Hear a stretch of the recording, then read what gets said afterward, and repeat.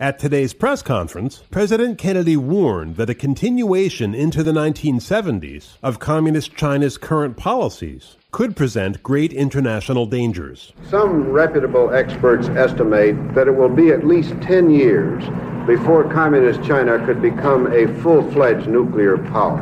Against that background, could you expand a little bit your answer to a previous question on just how we assess the power and the threat of Communist China today?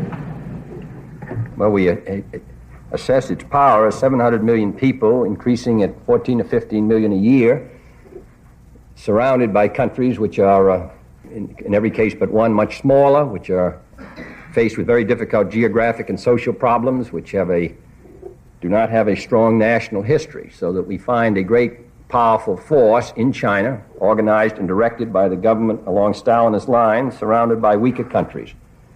So this we regard as a menacing situation.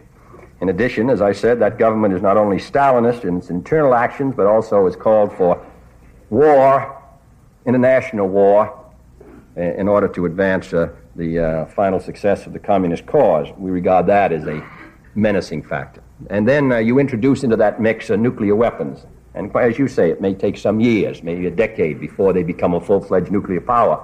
But we're going to be around in the 1970s, and we would like to take some steps now which would lessen that prospect that a future president might have to deal with.